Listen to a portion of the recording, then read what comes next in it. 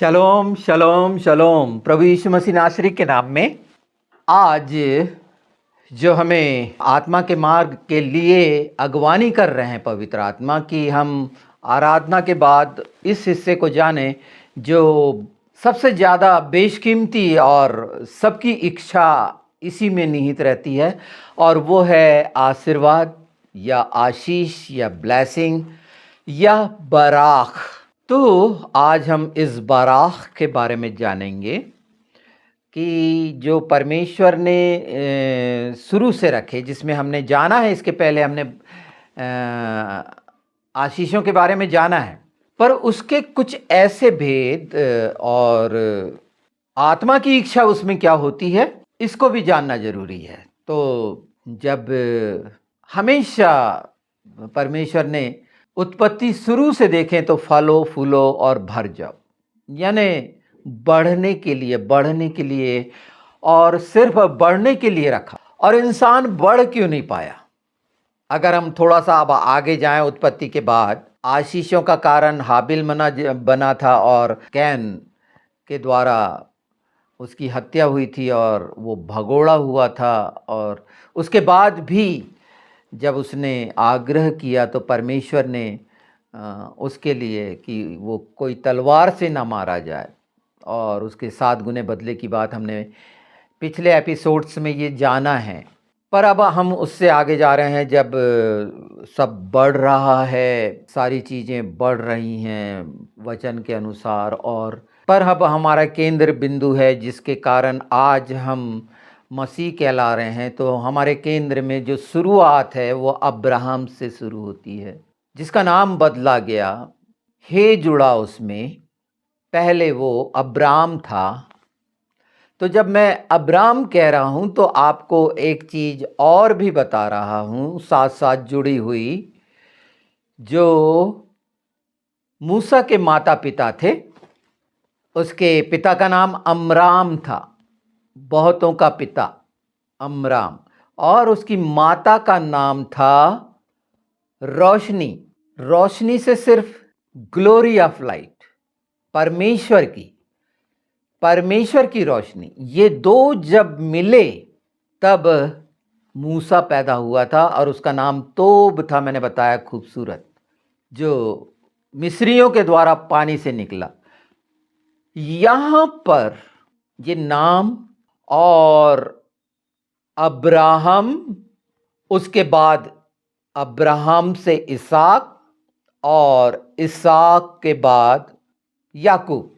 परमेश्वर ने जब उसको इब्री से निकाल के ले आया, वही जो आज का इराक वाला क्षेत्र है, बेबीलोन वाला क्षेत्र है, मूर्ति पूजकों वाला क्षेत्र, वहाँ से जब निकाल के अब्राहम को प्रॉमिस में, उस समय उसकी एज क्या 75 के आसपास थी, और उसने विश्वास किया, और किस तरह से उसके पिता का नाम तेरह था, ये हम जानते हैं। और ये सब बातों का, नामों का पवित्र शास्त्र में मतलब है। दूसरे शास्त्रों की मैं नहीं जानता, दूसरे शास्त्रों में कुछ नहीं है मतलब, पर इसमें हर नाम मतलब के साथ परमेश्वर ने रखा, और उसका जो नाम रखा गया, उसका जो बिल्कुल एप्रोप्रिएट उसकी मीनिंग है वो आपको मिलती है, और हिब्रू में बिल्कुल मिलती है। तो अब्राहम को जो आशीष दी गई और निकाल के लाया गया, तो हम देखते हैं पवित्र शास्त्र में। अगर हम इस हिस्से को जानना है तो 21 से देखें, उत्पत्ति 21 से इसहाक का जन्म, और 22 पर जो मूल बात है इसमें कि इसहाक का जन्म और याकूब का जन्म, और पहले जो हो रहा है नाम परिवर्तन, सारा का भी हे लगा, सारे हुआ, सबकी माता हुई। हे अक्षर 5वां अक्षर है जो अनुग्रह को दिखाता है, खना को दिखाता है, हे, और वो हिस्से को दिखाता है, एक खिड़की को भी दिखाता है जिससे मिलने का। ये हिब्रू में बहुत अच्छे से जाना गया है। यहाँ पर जब नाम बदला गया, जैसे याकूब का इज़राइल हुआ, तो ये कब कब कौन से बिंदुओं पर हुआ और ये कैसे आशीष का कारण बना, और उसी के बाद इज़ाक का जन्म हुआ। और इज़ाक के जन्म के बाद ये जो निश्चित किया गया था, एक बसंत, एक टाइम निश्चित किया गया था, उस समय आया और वो पुत्र मिला। तो ये आशीष का वचन जो 22:17 में देखेंगे, इस कारण मैं निश्चय तुझे आशीष दूंगा और निश्चय तेरे वंश को आकाश के तारागण और समुद्र के तीर की बालू के किनकों के समान अनगिनत करूंगा, और तेरा वंश अपने शत्रुओं के नगरों का अधिकारी होगा। ये आशीष परमेश्वर, स्वर्गीय परमेश्वर, सृष्टि रचयिता बारूक हबा बशेम एदोनाई, ये आशीष के बारे में कहा जाता है और ये दी गई।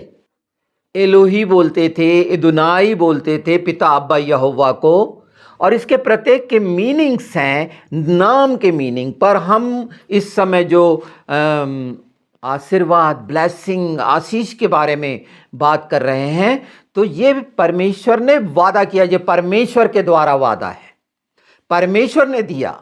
ये परमेश्वर ने कहा, जो आज हम देखते हैं और कई बार देखते हैं, जो हमें समझ में भी नहीं आ रहा है कि उसके 12 गोत्र कहां कहां पर फैले हुए हैं। सिर्फ आज हम इज़राइल में यहूदियों को 93 लाख कह के नहीं कह सकते, आज पता नहीं उसका जो वचन और उसमें जुड़ा हुआ ये भी था साथ में, क्योंकि इससे पहली औलाद जो अब्राहम से हुई थी उसका नाम इस्माइल था, और इस्माइल को जब निकाला गया, उसकी माँ जो हाजरा थी, मिस्री औरत, और जिस तरह से ये एक कहानी है, और जब अलग किया गया तो परमेश्वर ने उससे भी आशीषों का हकदार बताया कि वो अपने तलवार के बल पर क्या करेगा। ये लिखा हुआ है, मैं आपको पढ़ के बता देता हूँ, पर ये पढ़ना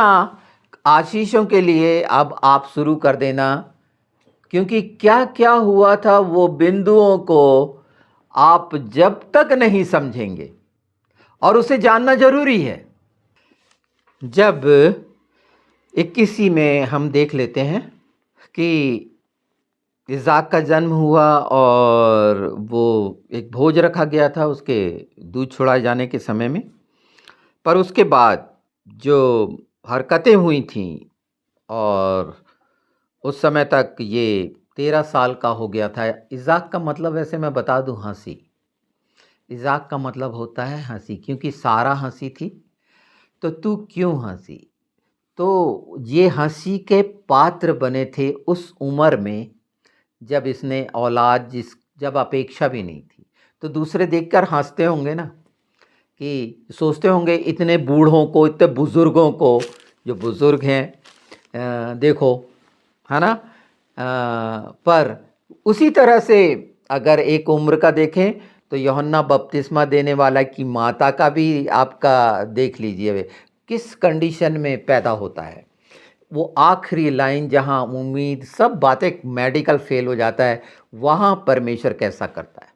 तो उस समय निकाला गया, और 21 में से साफ लिखा है, परमेश्वर ने सुनी। जब ये भटक रहे थे, पानी पानी को मोहताज थे, तो परमेश्वर ने सुनी और दूत आया वहां पर। परमेश्वर नहीं बोल रहा, वहां दूत आके हाजरा को पुकारा और कहा, जहां तेरा लड़का है वहां से उसकी आवाज परमेश्वर को सुनी है, उठ अपने लड़के को उठा और अपने संभाल, क्योंकि मैं उसके द्वारा एक बड़ी जाति बनाऊंगा।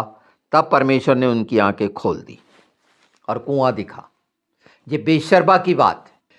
तो ये बेशर्बा की बात है। उसके बाद ये एक बड़ी जाति आज बनी हुई दिखती है, जो सऊदी अरब, मिद्दान, और इसमें बहुत सारा मिक्सचर है, बहुत सा इस जाति में मिक्सचर हुआ, और इसमें एक और मिश्रण हुआ। इसमें जो इज़ाक के 2 लड़के हुए, एसाव और याकूब। उस आशीष में जाने के पहले मैं बता दूं कि एसाव मतलब लाल बाल वाला, जैसे आदम, अदमा मतलब लाल मिट्टी, अगर हम नामों को समझते हैं तो। और ये एदोमी लोग जो वहाँ से, वहाँ जो वो वाला एरिया है मिद्दान का, इज़राइल के आसपास का, जैसे ये एक समय में वहाँ से पलायन करके रोम में हुए, वहाँ एदोमी लोग, आज जैसे यूएसए में एदोमी लोग, ये एसाव के खानदान के हैं। और इनका स्वभाव, इनको जो आशीष दी गई, एसाव को जो आशीष दी गई है, वो साबित करती है, वो कंट्रोल करती है इज़राइल को, यहूदा को। और उसके प्रमाण है कि जब भी ये भटके, एदोमियों ने इनको बहुत मारा। पवित्र शास्त्र में ये बातें हैं, तो जो कही गई हैं परमेश्वर के द्वारा वो पूरी हैं, वो आशीषें हैं। अगर कोई उसको अपने जीवन में श्राप ले आता है अनाज्ञाकारिता के कारण, तो उसके भी यहाँ पर हिस्से हैं। तो यहाँ पर बोल दिया गया और आँख खोली, और उसके बाद का ये दृश्य है, और अपने तलवार के बल पर वो अधिकारी हुआ। और आज भी हम देखते हैं कि सारा कुछ जो चलता है वो एक्चुअली एदोमी एसाव के हैं, और एसाव लाल बाल वाला, और ये सारा कुछ। और साथ में उसने इस्माइल की जो है लड़की से शादी करा। वो हमेशा हित्ती, हित्ती मतलब आतंकवादी, तो हित्ती का मतलब आतंकवादी होता है। तो आप ये हित्ती और जितनी भी ये जातियां हैं वहाँ की अलग अलग, ये आतंकवादी जाति मिल रही हैं आपको, इनमें आतंक मिलेगा। ये कहाँ से है? इनके नाम के अनुसार है ये।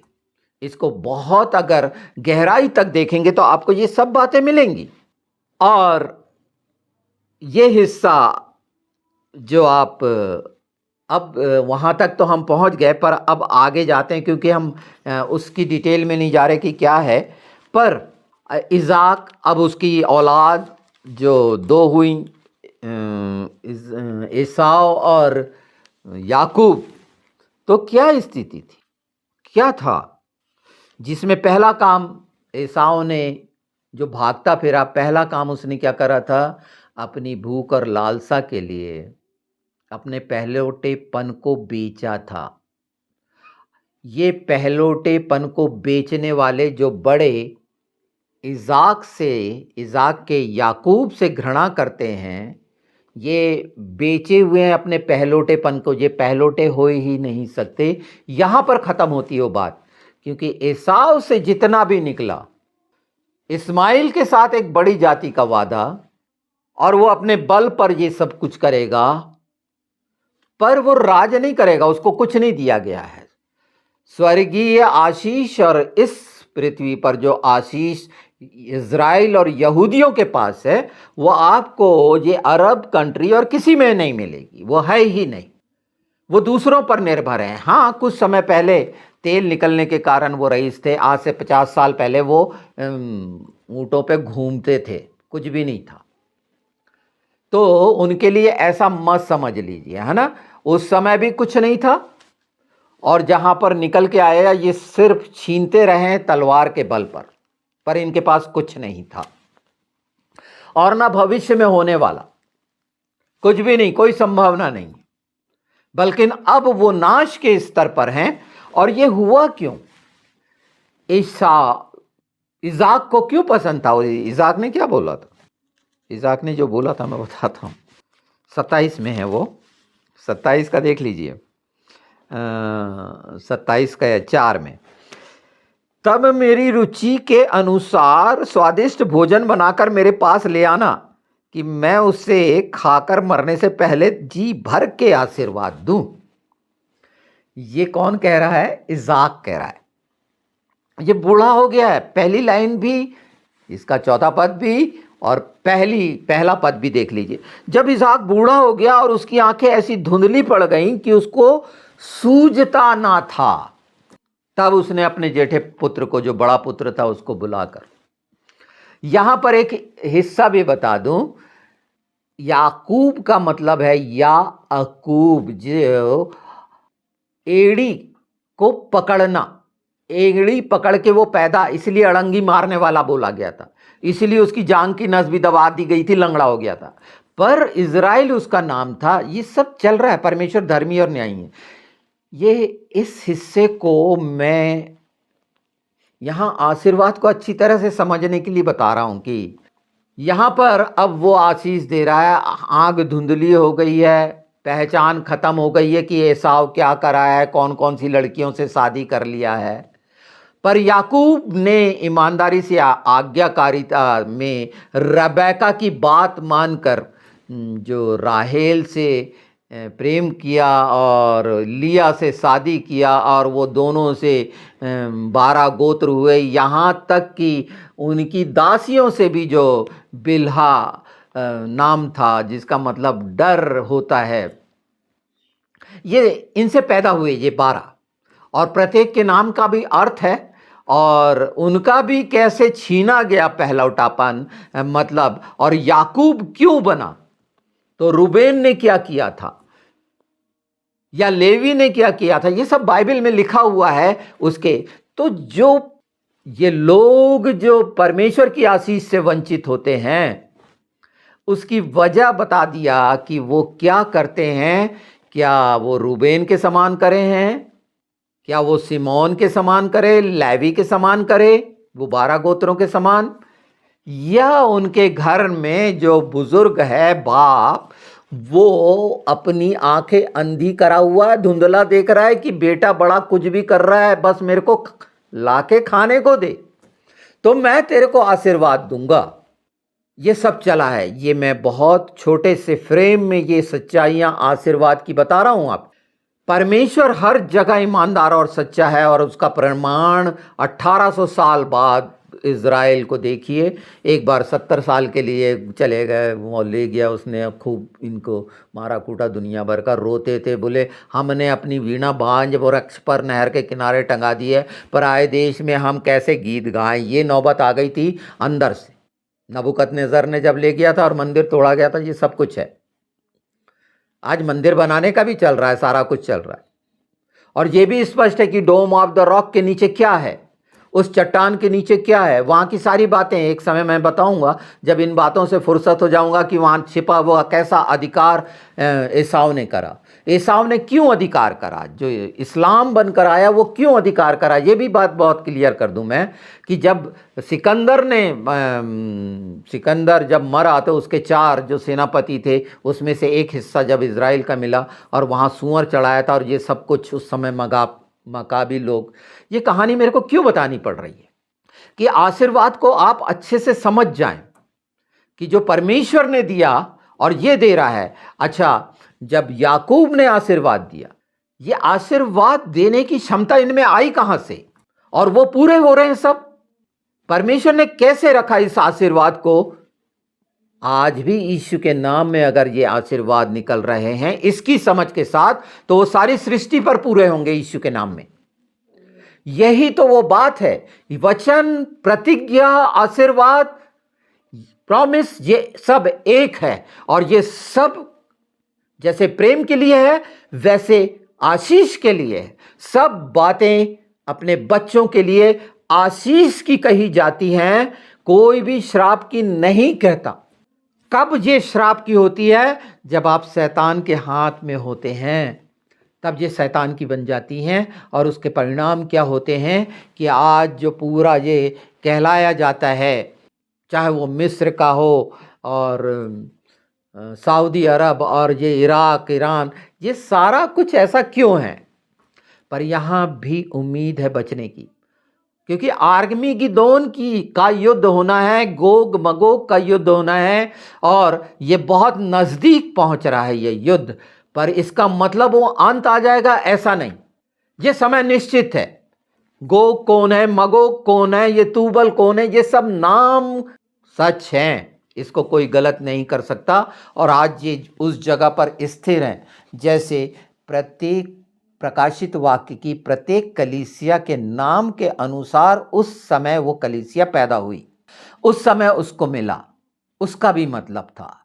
परमेश्वर ने जहां अपनी इन वचनों को रखा, और हर चीज हम पर प्रकट की।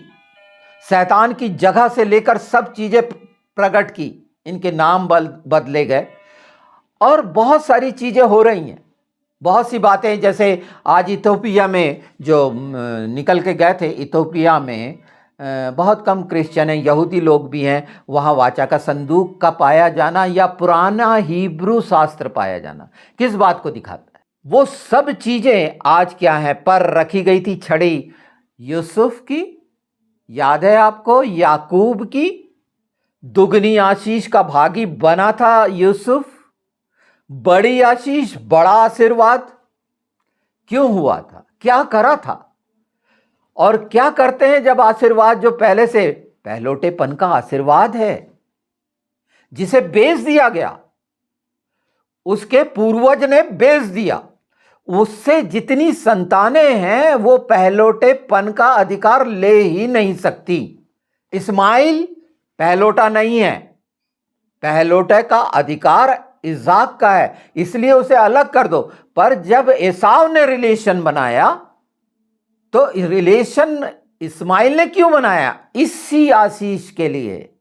पर वो नहीं जानता कि इसने बेच चुका, इसलिए ये पूरा हाथ पैर मार रहे हैं।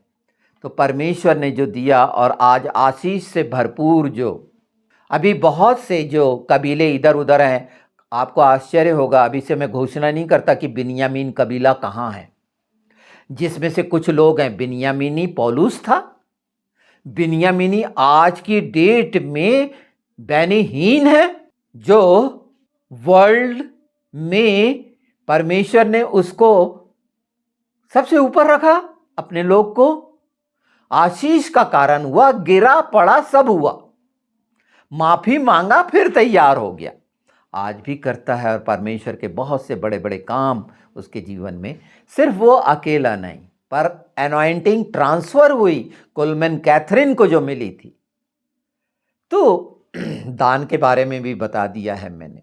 ये चीज़ें आपको समय समय पर मिल रही है, पर इस समय हम आशीर्वाद के उस आत्मा के रास्ते पर हैं, जहाँ पर अगर हम इस पवित्र शास्त्र में उन बातों को जो प्रभु यीशु ने कहे हैं, और वो सब आशीर्वाद है, उसको देखने का नजरिया आपका क्या है? वो नजरिए को समझाने की बात बता रहा हूं कि अगर अंधेपन में एक बड़े बनकर, तो ठेकेदारी परमेश्वर ने नहीं रखी, उसने इज़ाक को तमाम आशीषों से, और उस आशीषों में आप याकूब की ओर, आप एप्रैम में भागी हैं, उस लकड़ी के भागी हैं, और एक होंगे जो मसीही कहलाते हैं, एफ्राइम। इसीलिए तो यूसुफ की जितनी भी चीज़ें हैं, वो चिन्ह जो दिखते हैं, वो मसाया के हैं, प्रभु यीशु के हैं। वो पूरे प्रकट होते हैं, उसके बंदी बनने से, कुएं में डालने से लेकर सारी चीज़ों से। और ये 7 साल का जो समय आने वाला है महाक्लेश का, तो आशीर्वाद जब अगर हमको लेना है, हर कोई चाहता है, बिल्कुल लेना चाहिए, आप बिल्कुल लीजिए आशीर्वाद। हर दिन के ये इसके पूरे पूरे आशीर्वाद ले लो ना यीशु के नाम में। पर उसके लिए आपको ईमानदार, आज्ञाकारी, वफादार रहना पड़ेगा। उसके भय में रहकर वाकई में प्रेम करने वाला हृदय होना चाहिए। वो कठोरता से भरा कि आज तुम उसकी आवाज़ सुनो, तो आज जैसे सुन रहे हो, हर दिन आ रहा है एक वीडियो, तो हर दिन ये आपके हृदय में जगह बनाना चाहिए, इस पर आपकी एक्सरसाइज होना चाहिए, इसको आपको पचाना चाहिए, और आपकी लालसा पैदा होना चाहिए। प्रभु यीशु ने जो कहे, आप इधर उधर मत जाओ कि मैंने क्या कहा, और दुनिया के बहुत बड़े बड़े लोगों ने क्या कहा है, और बहुत बड़ी बड़ी रिसर्च में क्या क्या आया है। अभी मैं आपको बताने वाला हूँ, मेरे पास बोर्ड आ जाने दो एक, और थोड़ा सा वो, तो मैं आपको लिख के वो सारी चीज़ें बताने वाला हूँ कि कैसे कैसे समय आने वाले हैं। पर इसका मतलब ये नहीं समझ लो कि मैं किसी समय की घोषणा करने वाला हूँ, मुझे मालूम है, ये मैं समझता हूँ। मैं वो कि जब प्रभु यीशु के आने का समय जो होगा वो बिजली की तरह होगा, मेरे को मालूम है। और आप भी नहीं भटकना, कोई अगर ऐसा भटकाने वाला है तो वो लोहे का जुआ लाद रहा है, भविष्यवक्ता। और श्रापित हो रही है वो कलीसिया, तो इस चक्करों में मत पड़ो। समय को पहचानने के लिए बता रहा हूं मैं, ये भविष्यवाणी नहीं कर रहा हूं। और भविष्यवाणी जो कर दी गई है, जो बोल दी गई है आशीषों की, वो पहले से बाइबल में निश्चित है, इसलिए वो पूरी होनी यीशु के नाम में। आमीन। मेरे कहने के कारण नहीं है, ये तो पवित्र आत्मा कहला रहे हैं, आप सुन रहे हैं। और मैं नहीं जानता, अगर आप वाकई में कठोर हृदय हैं तो इस वीडियो का आगे शेयर भी नहीं करेंगे, सब्सक्राइब भी नहीं करेंगे, सिर्फ सुन लेंगे। तो ये समझ लेना कि आपके अंदर वो जो स्वार्थ दुष्ट ने डाला है, लालसा का, वो काम कर रहा है। इसलिए प्रभु के वचन को आप बोना नहीं चाहेंगे, लोगों तक ये जितना ये बात का पता होना चाहिए आशीर्वाद का, आप बताना नहीं चाहेंगे। ये भी मैं सच्चाई बता रहा हूं, तो आप किसको रोकेंगे? आप परमेश्वर की आशीष को रोक सकते हैं? नहीं। अगर उसमें भागीदार होते हैं तो फल आपके पास है, और आप नहीं चाहोगे तो पत्थर कर लेंगे वो जो सुन रहे हैं, अन्य जाति जिनके पास मेरे वीडियो जाते हैं, वो करेंगे। पौलुस ने बोल दिया था, अगर तुम नहीं सुनते हो तो मैं अन्य जातियों के पास जाऊंगा। और ये मैं विश्वास रखता हूं, और ये भेदभाव नहीं है। आपको सतर्क करता हूं, चेतावनी देता हूं, जंगल में पुकारने वाला की आवाज हूं। ये तमाम बातों से नहीं समझ में आता। ये समझ जाना चाहिए कि बहुत कम समय हमारा यहां रह गया है, हमें इकट्ठा करना है वहां के लिए। मुझे किसी मनुष्य को जवाब नहीं देना है। आत्मा में प्रेम होता है, और वो अंधापन इज़ाक का नहीं देखा कौन कौन सी बहुएं ले आया, फिर भी बोले खाने को दे दे। तो क्या होता है? आशीर्वाद खाने के लिए जब मेरे को तू देगा। बिलाम ने वही तो करा था। कलीसिया में यही किया जा रहा है कि जब तुम दोगे कुछ तब तुमको आशीर्वाद मिलेगा। मेरा पेट, मेरा मन, मेरी आत्मा भरपूर है, हर स्वाद को चखी हुई है। मुझे फ्री में पाया है, मैं सेतमेत फ्री में दूंगा। पिता यहोवा सुन रहा है, ये उपस्थिति में बोल रहा हूं। लेने वाले ग्रहण करने वाला स्वभाव होगा तो ग्रहण करोगे। महत्वाकांक्षा कैसी रखते हो? स्वभाव में बता दिया, संप्रभुता उसकी है, बल शक्ति सामर्थ उसकी है, सौंदर्य उसका है, वैभव उसका है, नींव वो है। अगर विजयी उसकी अपने जीवन में रखते हो तो विजयी होगे, क्योंकि वो हमेशा का विजयी है, उसको कोई पराजित नहीं कर सकता। आपका दृष्टिकोण क्या है? तो आनंद मनाओ, और भरपूर बाइबल में पूरे चुन चुन के लो ना आशीर्वाद, स्वर्गीय आशीर्वाद लो ना। चुनने के लिए गया था एक सबत के दिन, क्या चुनने के लिए गया था? मन्ना। जबकि परमेश्वर ने बोल दिया था कि 6वें दिन का इकट्ठा कर लेना, वो 7वें दिन तक रहेगा, सबात तक। पर उसने क्या करा था? विश्राम दिन को अपनी हेकड़ी में जाकर, और क्या हुआ था? लकड़ी चुनने चले गया था, है ना? तो कहने का मतलब ये है, परिणाम बाइबल में लिखे हैं, और आशीषें भी लिखी हैं, श्राप भी लिखे हैं, 2 पर्वत भी हैं। एक से श्राप बोला गया था, एक से आशीष बोली गई। यहां मैं आशीष की बात बोल रहा हूं, आशीर्वाद की बात बोल रहा हूं कि आशीर्वाद हमारे होठों से कैसे निकलता है। आज से पता नहीं 15-20 साल पहले मैं शलोम बोलना शुरू करा था, तो लोग बोलते थे मैं क्या बोल रहा हूँ, उनको समझ में नहीं आता था। आज देखो सबके होठों से प्रभु का धन्यवाद कि उस समय से 25-30 साल पहले से मुझ जैसे को ये बहुत शानदार शानदार हिब्रू के जानकार, बड़े बुजुर्ग लोग, रब्बी लोग उस समय मेरा ध्यान कराए थे। और कितनी खूबसूरती है इन वचनों में और उनके भेदों में। पर आशीर्वाद सबसे मुख्य हिस्सा है। हर मनुष्य की इच्छा रहती है कि भरपूर आशीष रहे, जितनी आशीष दी गई है सब जगह आशीष आशीष आशीष हो, हृदय में खूब आनंद और शांति हो। बिल्कुल लो, पर मेहनत नहीं करोगे उसके राज्य के लिए कुछ नहीं। तो ये सब बातों का ध्यान रखो। जिन्होंने कुएं खोदे उस समय में जब पानी का पता नहीं रहता था, तो उनको पानी मिला। करना पड़ता है। सुहाने पैरों को बाहर निकालो अगर सुहाने हैं तो, और अगर नहीं बने हैं तो उसको सुहाने बनाओ चाल चलन में। सुअर और ऊंट याद रखना हमेशा, मैंने पिछले एपिसोड में बताया कि कौन क्या दिखाते हैं। आज आशीष से वंचित करने वाली चाल चलन है। ये चाल चलन क्या हुआ था, रब्बेका को क्यों बोलना पड़ा था, गलत ठहराते हैं वहाँ पर, जब पहले ही उसने अधिकार बेच दिया है। रबेका ने तो बचाया था कि ऐसे अधिकार बेचने वाले को आशीष कैसे मिलनी। मतलब एक करेला, वो भी नीम चढ़ा, जो इस तरह की हरकत करता है तो वो कितना खतरनाक होता, शैतान का कितना बड़ा साथी होता। आज हम देखते हैं ऐसे नीम चढ़े लोगों को बहुत हैं, है ना। और बनाने वाले लोग कैसे बना देते हैं, सारी चीज़ें भी सामने हैं। आशीर्वाद चाहते हैं, सब तरह का आशीर्वाद आपको पवित्र शास्त्र में विश्वास करोगे वचन पर तो आत्मा आपके जीवन में देदारी होगा, क्योंकि आत्मा पर ही अनुग्रह है। आप शरीर पर अनुग्रह मांगोगे कुछ नहीं होना है। वो प्रकाश जो उसके द्वारा है, वो वचन का, आत्मा का है, उससे प्रकाशित होगे, उससे स्वस्थ सुंदर निर्मल उज्जवल पवित्र होगे। उसी के द्वारा आपके जो सामर्थ निकलेगी, पहला इब्रानी, उसमें कोमलता, मधुरता, मिठास, सच्चाई ये मिलेगी।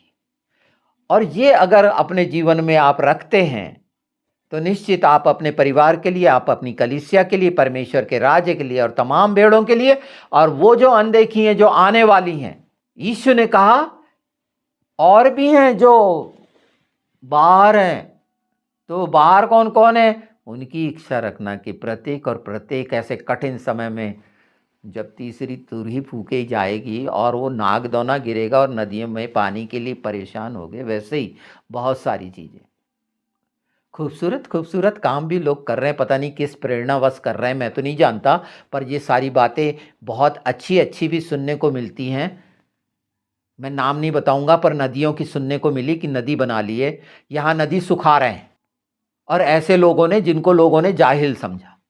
तो बहुत ऐसा होने जा रहा है, और आशीर्वाद इस समय के लिए पवित्र आत्मा के द्वारा कि हम क्यों जो हमारे पास है उसमें संतुष्ट होकर उसके राज्य के लिए, ये रोना गाना, शैतान के चक्कर में पड़ के बीमार रहना और बहुत सारी चीज़ों में फंसे रहना और तमाम गठाने, गिल्टियाँ निकल जाना। गिल्टियाँ किसको निकली थी पता है ना, वो जो वाचा का संदूक ले गए थे और फिर वापस करे थे, परमेश्वर ने गिल्टियाँ निकाली थी ना, और दंड स्वरूप। तो वो स्थिति क्यों। आज जब हम प्रभु यीशु में हैं, प्रभु का धन्यवाद करें और इसे सुंदर वचन जो है इसे बार बार सुन लेना। अगर एक बार में समझ में नहीं आता, हो सकता है मेरी भाषा कठिन लगती हो या मेरे शब्द सही से समझ में ना आते हों, तो दोबारा सुन लेना। हो सकता है कई चीज़ें गलत भी सोच में आती हों, बहुत सारी चीज़ें ऐसी रहती हैं। रेफरेंस में अगर कुछ कम ज़्यादा होता है तो चेक कर लिया करना, क्योंकि मेरे पास एडिट के लिए इतना ज़्यादा समय नहीं रहता, और करेक्शन में इन चीज़ों में होता है। मैं एक इंसान हूँ और आप सबसे निर्बल और कमज़ोर हूँ। हाँ, परमेश्वर ने इन अंतिम समय में आशीषों के कारण रखा, तो वो आशीषों का मैं बताऊँ कि परमेश्वर किस किस तरह से लोगों का इस्तेमाल करके आज तमाम आशीषें मेरे जीवन में, मेरे माँ बाप, पत्नी के द्वारा किए गए कामों के कारण है। अगर मुझे निकम्मा निठल्ला समझना है तो समझ सकते हैं आप। हालाँकि मैं एक अच्छा प्रैक्टिशनर रहा हूँ, पर मैंने फ्री में सर्विस दी है। बहुत कुछ है, ऐसा कुछ नहीं, पर मैं ऐसे खूबसूरत लोगों की तारीफ़ करता हूँ। मुझे मेहनत नहीं लगती, मैं नहीं थकता, शुरू से करता रहा हूँ। उसके साथ सब कुछ करा जा सकता है, और ये आशीष का कारण है। जब मेरे जैसे को ये, तो आप तो उससे कितना प्रेम कर रखते हैं, और वो भी आपसे रखता है। आप बहुत सारी जगहों के लिए एक एक क्षेत्र में आशीष का कारण बन जाएगा। यहाँ तमाम बातें क्यों इस जगह पर, आप जहाँ मैं हूँ, बहुत सारी चीज़ों से ये बचे रहते हैं, क्योंकि ये छिपा रहता है परमेश्वर के वो बादलों में। दुष्टता के घने काले बादल यहाँ नाश होते हैं। ठीक है, कम ज़्यादा थोड़ा सब जगह चलता है। पिता साथ रहता था और सब साथ होता था, ये साथ रहता था ना, सब कुछ होता था। तो हम उस बात के लिए नहीं कि ये एक एक बातें जो हैं, ये बढ़ रहा है वीडियो में, उतना नहीं बढ़ाना चाहता, पर इसका पूरा बेस है बराख, आशीर्वाद जो परमेश्वर ने दिया, और लोगों ने दिया। लोगों ने जो दिया है, लोगों से मतलब परमेश्वर ने बाइबल में जो रखा, और मैं इन आज के समय के 2000 साल पहले के अभी के लोगों का नहीं बता रहा हूँ, इस जनरेशन का नहीं बता रहा हूँ। पर कम से कम अगर आशीर्वाद समझ में नहीं आता तो श्राप मत दो, बुरा मत बोलो। बुराई को मितजोर बोला गया है, कोड़। अपने ओठ में कोड़ मत रखो। इसीलिए आखिरी लाइन लिखी हुई है जो यीशु ने प्रार्थना सिखाई, बुराइयों से बचा, परीक्षाओं से बचा, बुराई से दूर रख। ये कोड़ को मत पनपने दो मसीह की देह में। सबके लिए आशीष का कारण बनो ऐसे कठिन समय में। और निश्चित ये होना है, आप नहीं करेंगे, कोई दूसरा आके करेगा। परमेश्वर जिसको बचाना चाहता है, पर एदोम के हिस्से में मत चले जाना। वो लाल वाला है ना, लालच, अपना पहलोटापन बेचना। तो कहीं अगर बिक चुके हो तो माफ़ी मांग लो। अगर बिके हुए हो, किसी किसी को अपना बाप बना लिया हो, जिसकी बदौलत अपने स्वर्गीय पिता को छोड़कर, उस पर निर्भरता छोड़कर मनुष्यों को बाप बना कर अपना जीवन व्यतीत कर रहे हो, तो सोच लो कि आशीष क्यों नहीं है। और ऐसे लोग अगर कलीसिया के अगुवे हैं तो वो कलीसिया भी आशीषित नहीं होगी, वो हमेशा पीड़ित और श्रापित होगी। और कलीसिया अपने अगुवे को बचा सकती है, अगवा अपने कलीसिया को। ये एक दूसरे के लिए बचाएं। चाहे कितनी कमी और कमजोरियां हों और गलतियां हों, क्षमा करता है। पर बेशर्मी अच्छी बात नहीं है। अगर प्रतिज्ञा करते हो तो एक बार में बोलो और उस पर स्थिर रहो, तो तुम्हारे वचन जो तुम्हारे ओंठों से निकलते हैं वो भी आशीष के हो जाएंगे, यीशु के नाम में। आमीन।